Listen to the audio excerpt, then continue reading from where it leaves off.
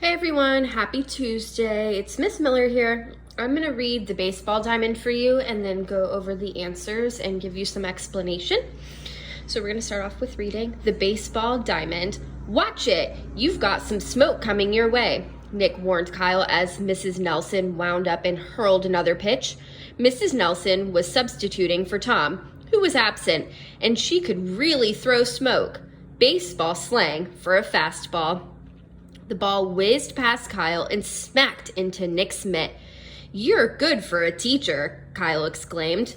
He found it unbelievable that the teacher who badgered him about homework could pitch like a pro. "I played until I decided to become a teacher," Mrs. Nelson admitted, winding up for another toss. The teammates were eager for the season to begin. Trying to hit one of Mrs. Nelson's pitches was also a challenge.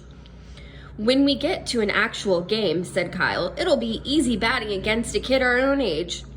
The team practiced every recess, if the weather allowed, but today a rainstorm was rolling in. Thunder was starting to rumble above the ball field, so the team had to end practice early. As everyone headed back into the school building, Mrs. Nelson gasped as she held up her pitching hand. "Where's my diamond ring?" "It must have fallen off while you were pitching," said Kyle.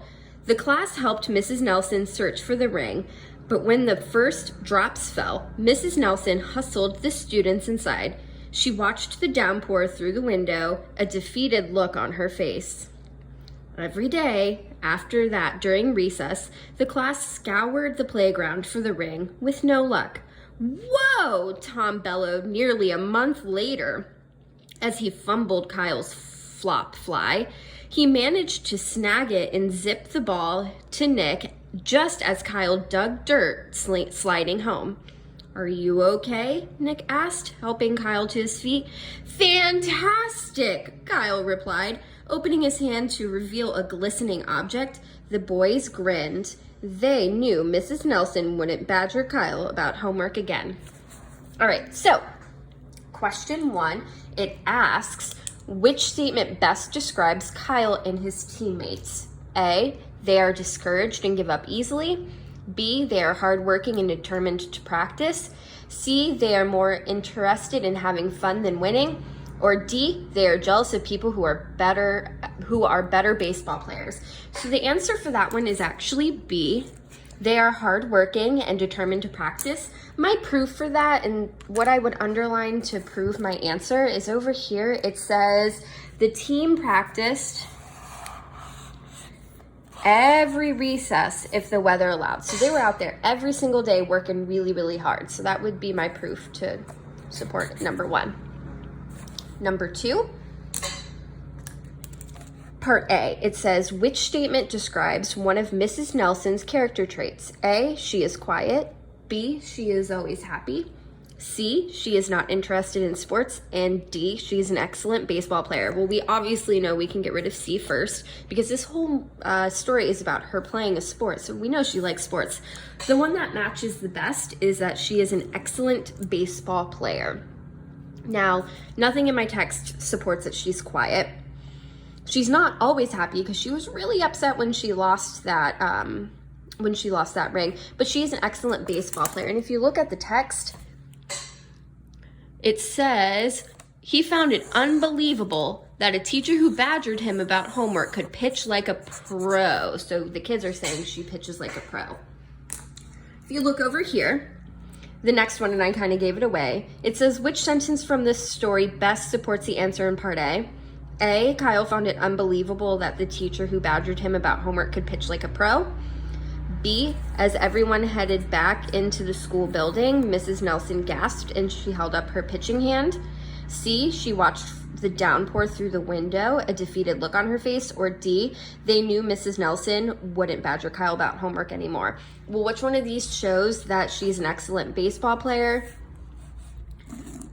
This one. Kyle found it unbelievable that the teacher who badgered him about homework could pitch like a pro. So that's how these two are connected.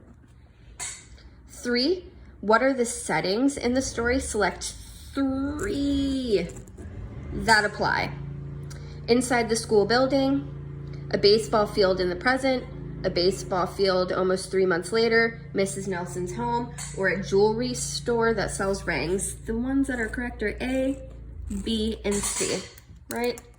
So we know that they go inside the school building when it starts raining.